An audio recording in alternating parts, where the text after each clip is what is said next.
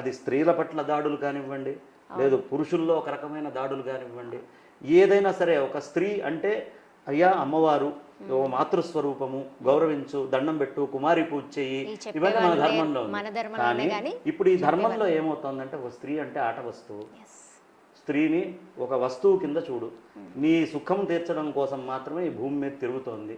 ఈ భావజాలం ఎందుకు పెరుగుతోంది అంటే నీ ధర్మం నుంచి నువ్వు దూరం చేస్తున్నావు. ఇతర ధర్మాల్లో స్త్రీకి ఇంత ప్రాధాన్యత లేనేలేదు. మనకిచ్చినంత ప్రాధాన్యత స్త్రీకి ప్రపంచంలో వేరే ఏ ధర్మం ఇవ్వలేదమ్మా. కూర్చొని చర్చకి ఎవరు వస్తా అన్నా సిద్ధమే. ఎన్ని దాడులు, వాళ్ళ పట్ల వివక్ష చాలా ఉంది. కాబట్టి ఇంత గొప్పదైనటువంటి దాంట్లో ఇతర ధర్మాల వాళ్ళు వచ్చి ఈ ధర్మంలో స్త్రీలను అసలు పట్టించుకోలేదు, వంటింటి కుందేళ్ళు చేశారు అని మనల్ని వంకబెట్టే స్థాయికి వచ్చారు. కాబట్టి ఇక్కడ చాలా విషయాలు మన యువతకి తెలియాలి. పెద్దవాళ్ళు చక్కగా చెప్పాలి, పెద్ద చిన్న మధ్యలో గ్యాప్ పోవాలి.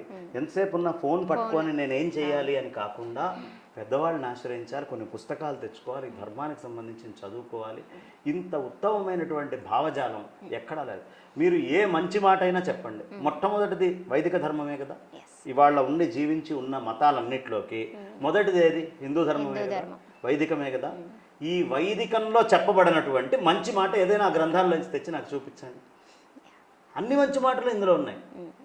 ఇందులో లేనిది బయట ప్రపంచం నుంచి కొత్తగా మంచి చెప్పేది ఏది లేదు. మీరు ఇప్పుడు మాట్లాడుతూ చెప్పారు పుస్తకాలు చదవాలి, పుస్తకాలు చదివితే ఏంటి అన్నది తెలుస్తుంది అని చెప్పారు కదా. అంటే మన ధర్మం ఏంటి అన్నది తెలుస్తుంది అని చెప్పారు. పుస్తకాల్లో కూడా కొంతమంది రాసినటువంటి పుస్తకాలు ఎలా ఉంటాయంటే ఏది ధర్మం ఏది అధర్మం అనేది తెలుసుకోలేనటువంటి పరిస్థితుల్లో కొన్ని పుస్తకాలు కూడా ఉంటాయి. ఈ నేపథ్యంలో అసలు ఎలాంటి పుస్తకాలు చదవాలి ఆ అవగాహన కూడా లేనటువంటి వాళ్ళం చాలామంది ఉన్నాము. మరి ఎలా సార్ అలా అంటే ఎలాంటి పుస్తకాలు చదవాలి? మరి అంటే ముందు చిన్న చిన్న పద్యాలు స్తోత్రాల నుంచి నేర్పించాలమ్మా, చిన్న వయసు నుంచే నేర్పించాలి. నేర్పిస్తూ మన దగ్గర భగవంతుడిని తెలుసుకోవడం కాదు, నువ్వు భగవంతుడు అని తెలుసుకో. ఇది వైదిక ధర్మం చెప్తుంది. నువ్వు భగవంతుడివి, భగవంతుడు ఎక్కడో లేడు, వాడు అంతటా నిండి ఉన్నాడు. అంతటా ఉన్న భగవంతుడు నీలో లేడా?